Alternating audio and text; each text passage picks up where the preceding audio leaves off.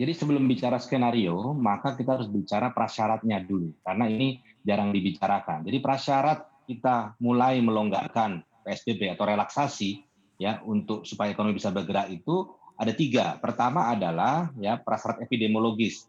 Terjadi penurunan ya jumlah pasien suspek ya PDP, ODP ya kematian itu selama 2 minggu berturut-turut secara konsisten. Itu satu. Yang kedua adalah prasyarat tes. Tes itu dilakukan minimal 10.000 tes per hari. Sekarang 9.000, kita sedang menuju ke 10.000. Dalam waktu dekat saya kira kita sudah bisa 10.000 lebih. Nah, yang ketiga prasyarat vaskes. Kita harus memiliki vaskes ya yang memadai untuk menangani COVID-19. Ketersediaan APD, masker dan lain sebagainya. Jadi sebelum kita bicara skenario-skenario, syarat-syarat ini harus tercukupi dulu, terutama syarat epidemiologis. Jadi kita tidak bisa kemudian merelaksasi sebelum tadi ya ada penurunan ya secara konstan selama 2 minggu atau 14 hari ya pasien suspek, PDP, ODP dan jumlah kematian. Begitu, Mbak. Berarti dengan kata lain kita belum bisa bicara skenario begitu. Kalau dilihat dari tanda-tanda itu Indonesia masuknya ke dalam kategorial apa untuk sampai dengan saat ini, Mas Doni? Jadi kita lihat misalnya provinsi DKI sudah ada tren penurunan, tapi provinsi lain ada kenaikan gitu. Meskipun kenaikannya, jumlah kenaikan perharinya tidak seperti sebelumnya, cukup tajam. Sekarang rata-rata 400-500 positif COVID-19 per hari. Tapi ini bukan sesuatu yang bisa kemudian kita simpulkan bahwa kita sekarang sudah saatnya atau sudah dalam waktu dekat akan melonggarkan atau merelaksasi. Karena apa? Yang kita khawatirkan adalah gelombang kedua.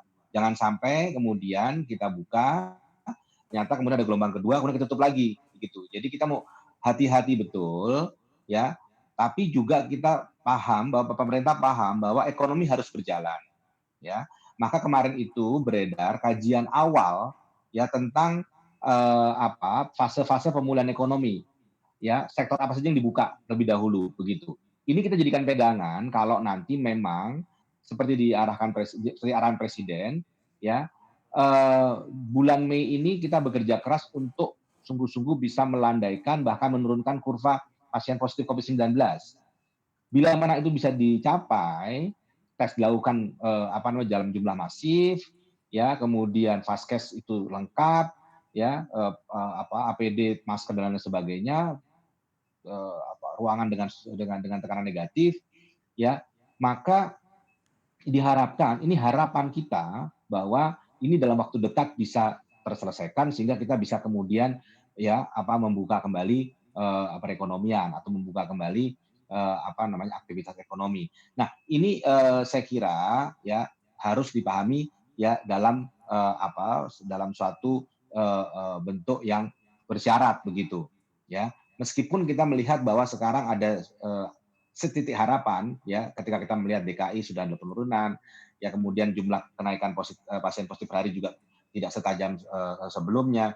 Tapi kita jangan bereforia dulu karena kita ingin memastikan sungguh-sungguh bahwa kita siap untuk merelaksasi akses ekonomi sehingga ekonomi bisa bergerak kembali.